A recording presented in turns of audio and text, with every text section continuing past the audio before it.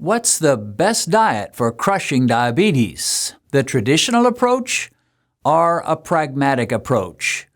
We're going to see that the pragmatic approach beats the traditional approach all over the place. And we'll learn of an individual who helped their mom to go from an A1C of 7.7 to 4.9 in a few months using that pragmatic approach.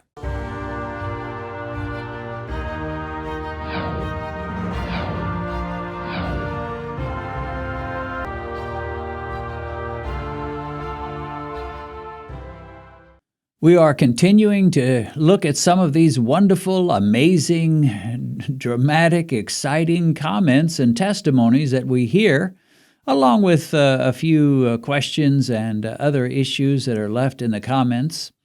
So this person says, I've been watching your videos for 2 weeks, not very long. My wife found you and your lovely wife. I've just received your 2 books for Christmas for my daughter. I've read a few books on diabetes, and I'm starting one of your books today. Your videos have been inspiring to me. I've seen an improvement in my testing numbers. Wow, that's great. I'm all about improvement. I've been monitoring my numbers after each meal. Very smart. An example was having oatmeal with a banana every morning for years. Oatmeal with a banana every morning for years, he says. It was supposed to be good for diabetics. Well, I don't know who ever came up with the idea of oatmeal and bananas as being a good thing for diabetics. But he's right. There are a lot of people that would say that. Unfortunately, Mike, the meter, your blood sugar meter, he doesn't say that usually. So this guy says, I decided to test my sugar. Very smart. It was 276 after his peak from his oatmeal and his banana, 276. He says, I was in shock. No more bananas for me. A few days later, he says, I had the oatmeal only, cut out the banana. Well, that's what you do. You start modifying and seeing how that improves. But with the oatmeal only, it spiked up to 200.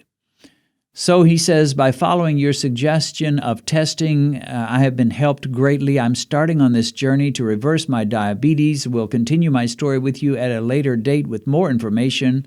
God bless you and your wife for the wonderful work you do.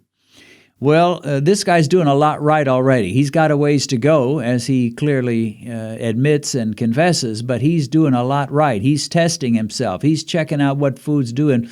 Once you start doing that, you, my friend, are on your way. You know, years ago, we would always drive up to Missouri, to St. Louis from Texas to see my parents.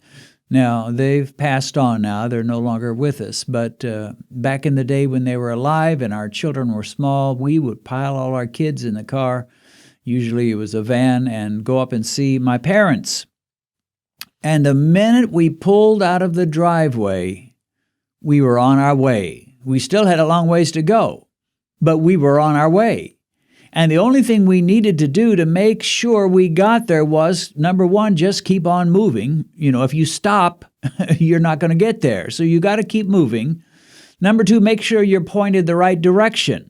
Of course, I knew the route, so that wasn't a problem. But if your parents live to the north and you're driving south, it doesn't matter how good your intentions are and how sincere you are and how much effort you put into it, you're not going to get there. You're going the wrong direction. So keep moving, go the right direction. And thirdly, just allow time to pass. For us, that was almost a 12-hour trip, about 11 hours, sometimes 11 and a half hours to get from the Dallas area to St. Louis. Of course, that's the slow version, because when you've got 5 kids, they're wanting to stop to go to the bathroom, and you got to stop at McDonald's, and then you've got to let them look around the gift store. And so that was a slow version. I know some of you can drive from Dallas to St. Louis in probably 10 hours, but for us, it was more like 11 and a half. But the minute we left, we were, number one, we were on our way. Number two, as long as we kept going the right direction, we were good. As long as we kept moving, we were good. And then the only other thing was just allow time to pass. Now, the same is true with your quest to get free from diabetic numbers, a diabetic A1C, diabetic complications. Make sure you're going the right direction, and that is low carb with intermittent fasting.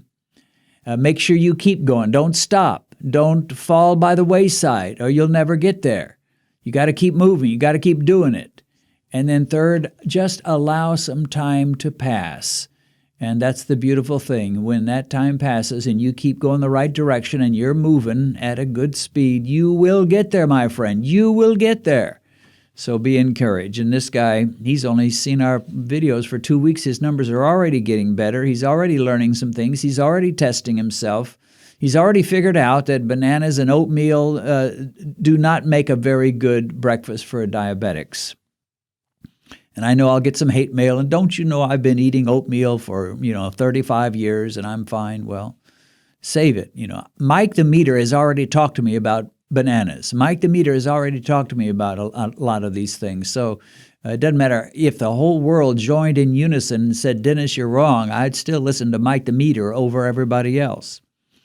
All right, here's another comment. Thank you for sharing. This was when we shared the teriyaki video recently where my wife Benedict and I went and had teriyaki. We tried it with half rice and then we tried it with no rice but extra vegetables. And we found that when we did the no rice, extra vegetables, no problems at all. We had beautiful numbers. So he says, thank you for sharing. I've been avoiding teriyaki, but your video shows it's a reasonable food in moderation. My recent test results, I love this. I lost 70 pounds for the year. Folks, that's just amazing. 70 pounds in a year's time.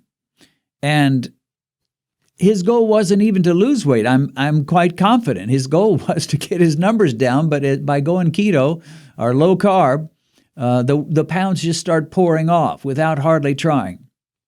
He says, my A1C is now at 5.8 with this last test without taking any meds for the previous 2 months. So he had been taking meds. Now he doesn't have to. He's still got an A1C in the 5s. Awesome, awesome, awesome. He says, I showed the doctor my readings before and after meals along with a log of my diet. He released me from the Januvia I had been taking, told me to continue with the intermittent fasting and low-carb diet, and then interjected he wished all of his patients would take charge of their health as I had done. Well, thank God for reasonable doctors that recognize a good thing when they see it. Some don't, sadly, but many do. And this guy did. He said, I wish all my patients could take charge of things the way you are. This person says, I do praise God for leading me to this information from this, beat diabetes, and other sources, so I could improve my health as I continue on this journey. Now, let me say one thing about teriyaki and the sauce. The sauce can be a problem.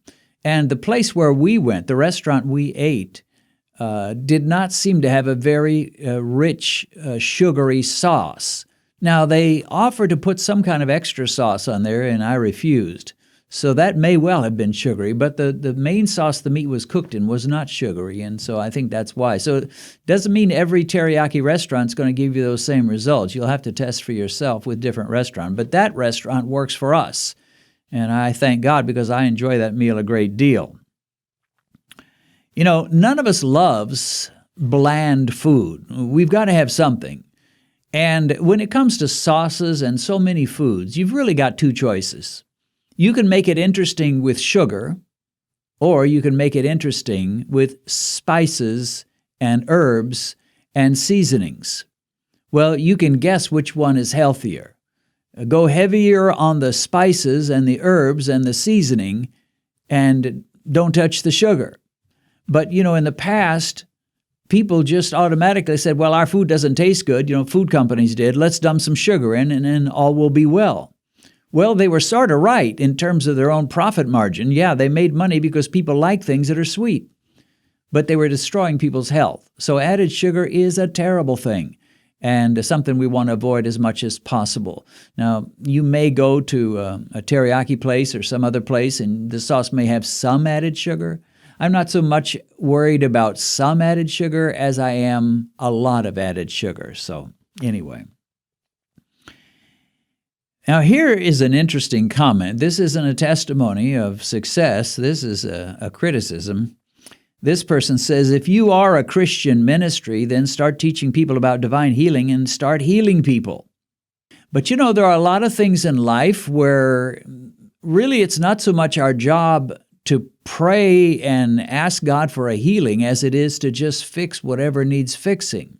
Let me give you an example. Suppose I'm on the road driving my car and I have a flat tire. So I get out of the car, pull it off to the side. I see that my tire has gone flat. Should I pray and sit there inside my car and pray for God to heal my tire? No. I'm going to get to the back. I'm going to pull out my jack. I'm going to get out my spare tire. I'm going to replace the flat tire with the spare tire, and I'm going to be on my way. I'm not going to sit around praying for God to heal my flat tire. That would be dumb. So there's a lot of things in life where you can fix it yourself, and God expects you to. Why should God heal something that you've deliberately broken? You know, it's like a person who hits themselves on the head with a hammer and they've got a headache and they're praying for God to heal their headache. Well, why don't you just stop hitting yourself on the head with the hammer and all will be well?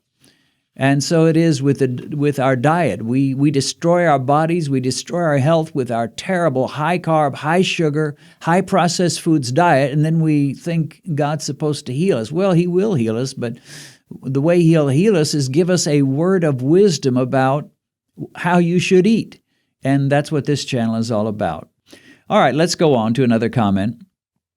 Just wanted to share, my mom's A1C is down to 4.9, and they write 2 exclamation points at the end of that. My mom's A1C is down to 4.9. Whenever I hear somebody or read something somebody shares where their A1C is in the 4s, I sit up and pay attention. Because when you're in the 4s, I mean, you're kind of at the teenage level. I mean, you're doing so amazingly well. And, you know, whereas this person's mom was diabetic, he says, or she says, I'm not sure if it's a man or a woman, it was 7.7 back in May. We were so excited now that it's 4.9. So 7.7 to 4.9. I forget when this comment was left. It may have been a month or two ago. I accumulate these comments and share them as I can. But 7.7, which is not at all good, to 4.9, which is fantastic, amazing, superb, great, wonderful, awesome. Think of another adjective. It's all of that. 4.9. We were so excited. God convicted her back in July to try to get her eating under control. Well, it looks like it worked. The first week I was trying to help her, we followed the ADA's guidelines without seeing any difference. Well, sad to say, that's the experience of so many people. And the ADA, and they may have changed by now, but for the longest time, they were telling people to make sure and have your 45 to 60 grams of carbs per meal, make sure and have your snacks. Essentially just saying go from white bread to whole wheat bread and you're fine. Go from white rice to brown rice and you're fine. And that just doesn't work. This person says, then I came across your book, 60 Ways to Lower Blood Sugar. We started applying those ideas. It was truly amazing how quickly Mom's sugar started dropping. I thank God for leading me to your book. I thank you for your obedience to Him. May God continue to bless you and your wonderful wife in this journey. Well, when I read this comment about how they first tried the ADA approach, and it didn't work at all, nothing was happening, and then they got hold of my book, and then the numbers started dropping like a stone into the normal levels. I thought of the word pragmatic, and I actually looked up a couple of definitions of pragmatic. Pragmatic essentially means something that works, but let me read the definitions. First, dealing with things sensibly and realistically in a way that's based on practical rather than theoretical considerations. I love that when it comes to diabetes. And I am the biggest pragmatist you could ever find when it comes to diabetes. I believe in things that work, and things that don't work, I'll discard them. Why in the world would you hang on to something that doesn't work year after year? And many diabetics do. They still take the meds. They don't change their diet. They make sure and get their 60 grams of carbs each meal. They make sure and eat their snacks. And now they're not eating white bread, but whole wheat bread. And it just doesn't work. And this person, to their credit, saw that it wasn't working for their mom and said, hey, let's try something else. They got hold of my book, 60 Ways to Lower Your Blood Sugar. And we've got a link in the description below for that book, along with my latest one, which is You Can Achieve Normal Blood Sugar.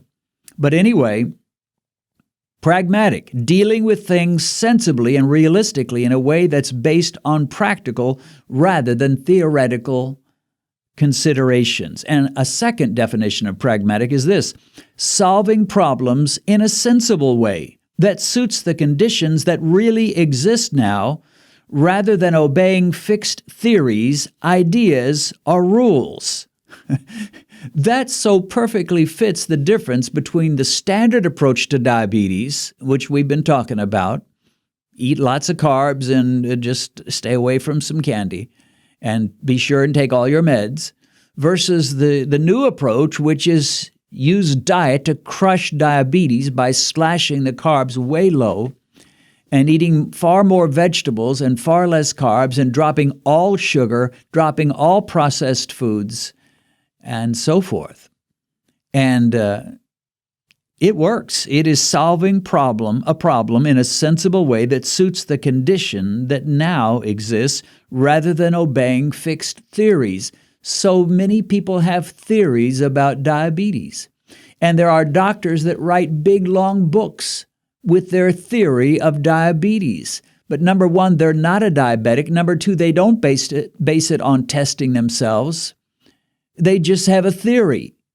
But if you're a diabetic and you take your friend Mike the Meter with you into your meals and you check how foods affect you, you will be pragmatic. You will stop doing things that don't work and you'll find things that work. And this person helped their mom to get their A1C from 7.7 to 4.9 in a matter of a few months. And they put it in exclamation points, 4.9. Awesome, awesome, awesome. The standard idea of trying to beat or cure diabetes or work your way around it by just switching from white bread to whole grain bread, from white rice to whole grain brown rice, and making sure you eat lots and lots of carbs, that advice, along with taking meds, is like trying to put out a forest fire with a bucket of water and a teaspoon. And you dip your teaspoon in the water and you throw it at the forest fire, teaspoon after teaspoon.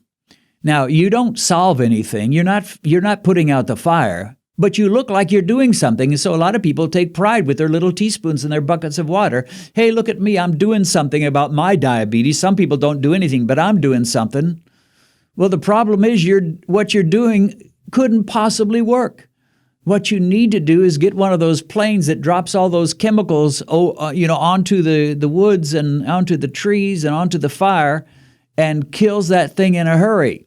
But instead, we sit around with our teaspoons, throwing a little teaspoon of water every so often, and pride ourselves for having done something about our diabetes when we've actually done nothing whatsoever. All right, well, that's it for now. I hope you enjoyed that. If so, give it a thumbs up and be sure and subscribe so you'll be notified when we post a new video. Click the subscribe button, then that bell icon, and that way you'll get notifications saying Beat Diabetes has posted a new video. God bless. See you again soon.